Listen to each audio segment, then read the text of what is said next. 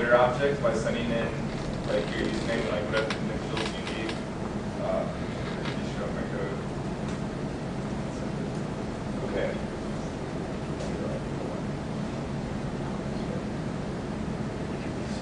Okay. So I set up it as a rake task. So I'll just show what happens if I do rake interact. Oh wow, this isn't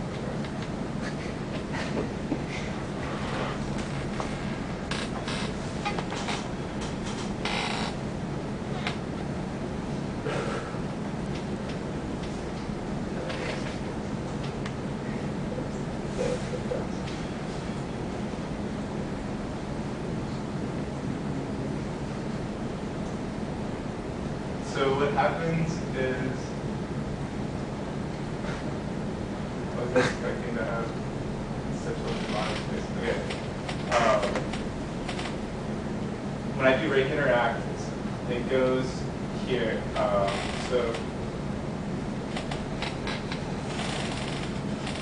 So if I run this task search reply follow, what happens is first it checks the time. And I run this task like every hour, and if it's like divisible by 3, it'll actually go through and do the code. So this code only gets run if the hour is divisible by 3, and that's just to make it so it's not incredibly annoying. It's already great enough. And so I search Twitter for a specific query, and I define. And so this is actually a method call. Select query is actually a method call, and I just defined a bunch of things in here. So I have what I did was I went into Twitter search and I do like all these searches. So I figure out things that philosophers say. So like philosophers say normative, descriptive, and they'll say things like phenomenological, reductio ad absurdum, circular logic. And I just figure out ways to refine to like just sentences that have those words in it that work like 95, close to 100% of the time, to try to get a reply out of them.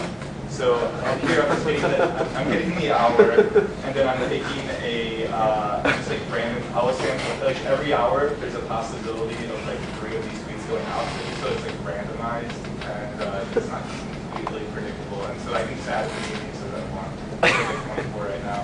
So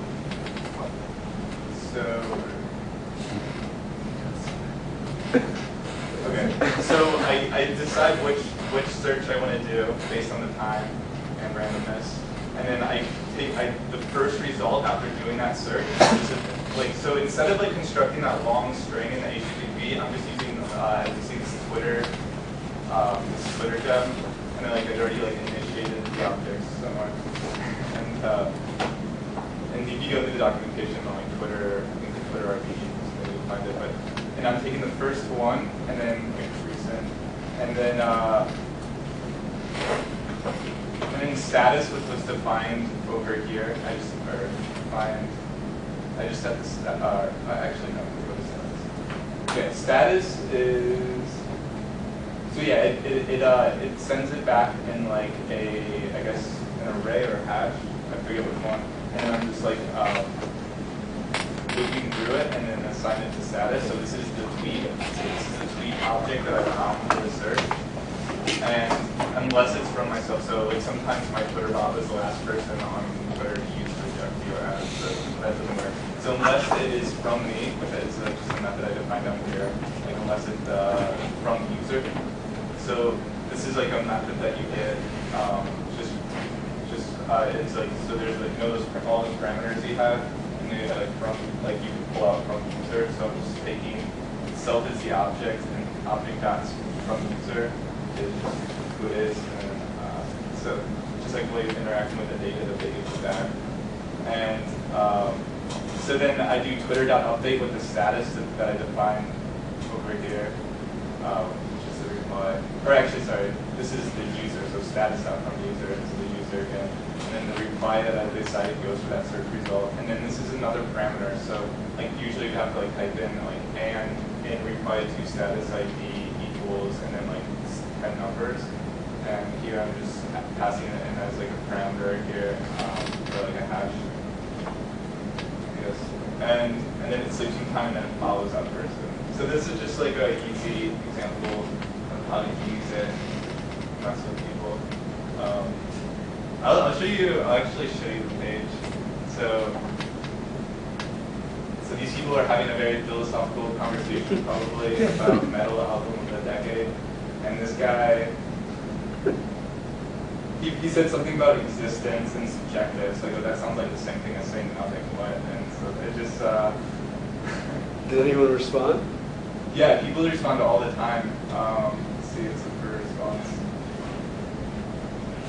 Yeah. What's Minos Felis' hub score? That's a good question, I don't know. That's so many replies. Here we go. Wow. So yeah, people will actually like respond for a long. That's a robot.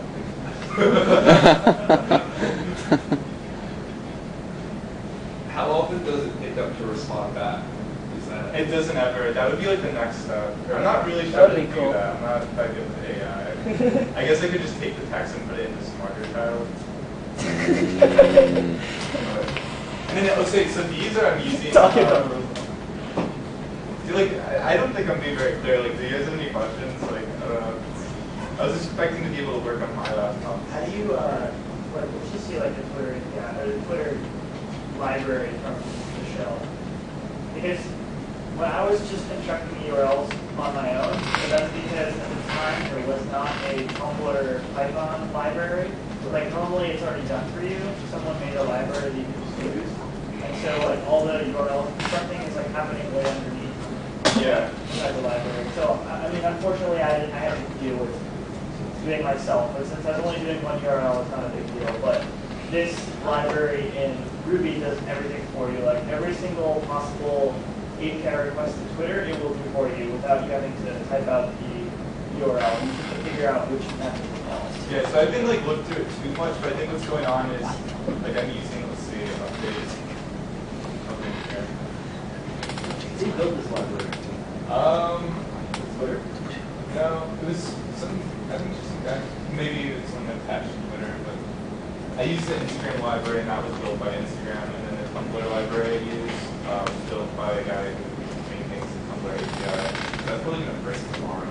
So if you're using Tumblr, other companies are going to get tomorrow. Anyways. Yeah, I mean that's about it. Oh, you went. Yeah, so like basically what happens is.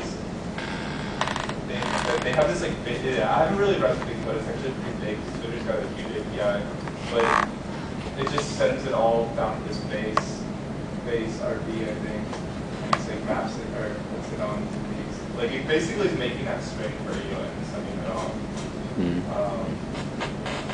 Which is pretty smart, easy to work with.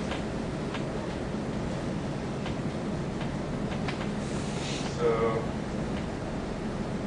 I could go through all of this. How do you use the Twitter API? Like, do you use it in like IRB?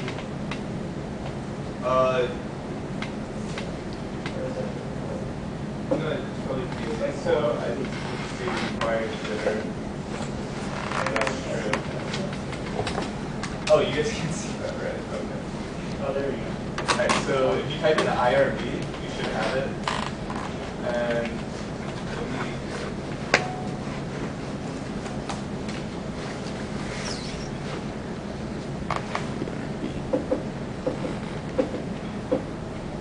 now I understand why computer science students always like fumble over it. It's like it's not the easiest thing.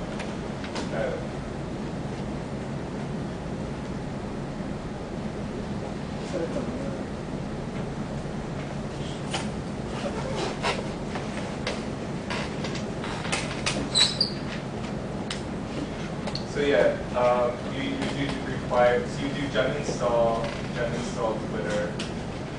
I already have it installed.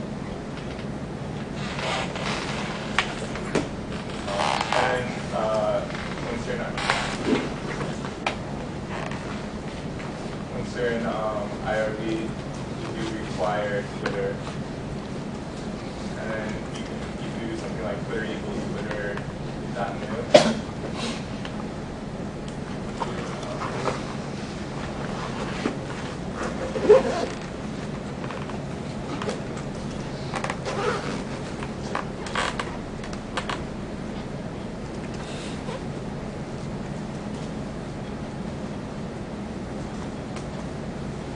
Okay, yeah, so you would have to pass in, so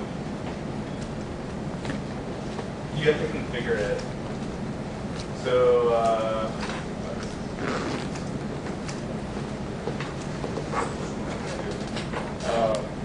so here, this is just a YAML file, and it's like I'm defining, so don't copy this stuff.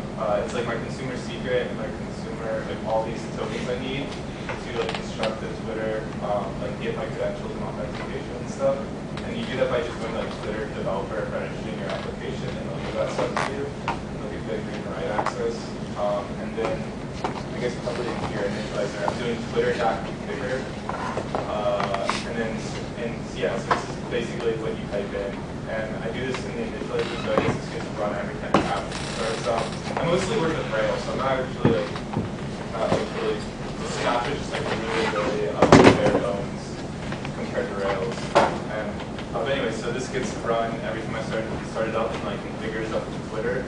So it gives me all the things I need, and now that I have it, and this is also specific to like my app. And so you would fill this in with like something like really ugly. And then from there you can just start playing around with it, like Twitter.update, and then it will like tweet on your home feed, or like Twitter.get timeline or something like that.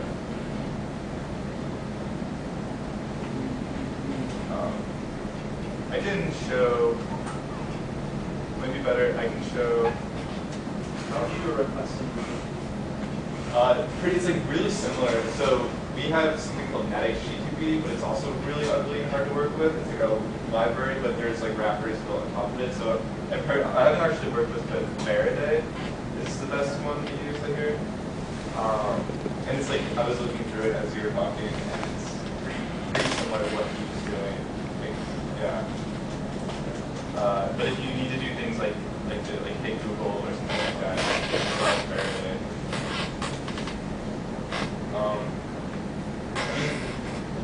I'm better with like one-on-one, so if you guys have any questions, or like when I ask any questions, it's cool. I can. So I wish I could.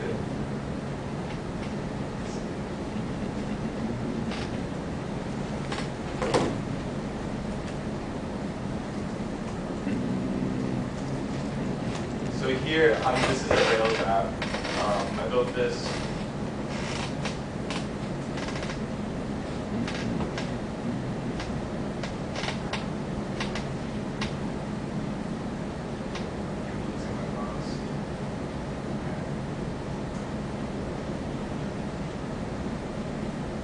It's really slow because I do free hosting because no one's paying me to do this.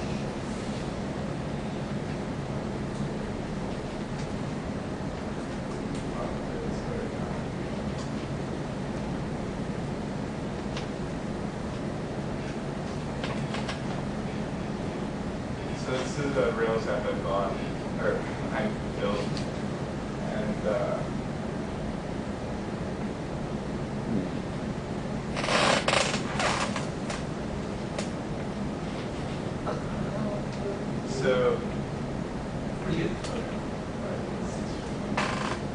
so you do like, I would post like 5 photos to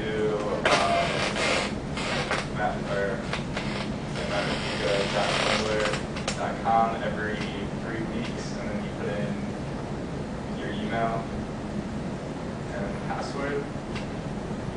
And because I'm like actually posting to a Tumblr, I need to get like authorized, and I tried to make that as easy as possible. And so it actually automatically authorized my Instagram, which is probably not good because I'm already logged in. And then I just allow Tumblr to do it, and then it automatically it does its first upload right now. So what it's doing is it's taking all your your most popular photos from the last 200, and taking the 4 most popular and then listing it as a photo set on Tumblr. So I had to do like authentication with both of them to do that. And but I can show you. So for that, you can go into the Rails console and play around. So I have an initializer that initializes both, I'm using the Instagram gem, which is similar to the Twitter gem that I showed you, and a Tumblr gem. And like when I start my app, which I just started for the console on my environment, it like initializes those two things, and I have to set up an initializer under my like an yeah, it just like sets it up. And I can show it to you. It's my first time presenting.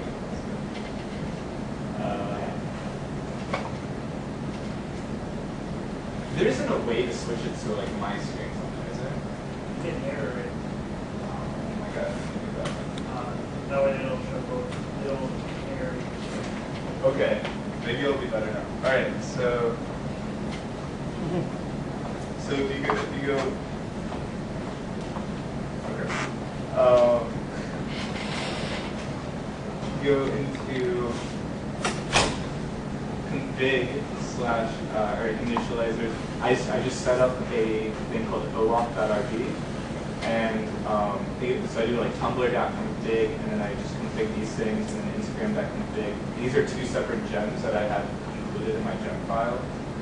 So you'll see I have Instagram and Tumblr client, and those are the names of the gems. So if you like Google search those, you'll find those. And I'm just configuring them, and then like so for OAuth, I'm doing that all in the controller, so OAuth controller. So once the user submits a post, I'm having them direct to the Instagram auth, and then that's automatically redirecting to Instagram.authorized URL, and then you send them your callback URL, and they get that. The user gets sent to that screen that we saw. Well, actually, they didn't see that because that was pretty long time, but they get sent to a screen and you say, yeah, I authorize this URL, and then they come back to me and they send, and when there's a parameter, when they come back to me in the header, there's a parameter.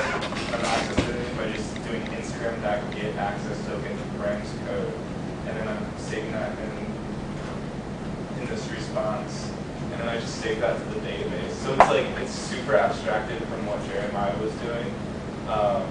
It's like all the same stuff is happening. It's just like they Instagram built this nice layer of code for me to work with.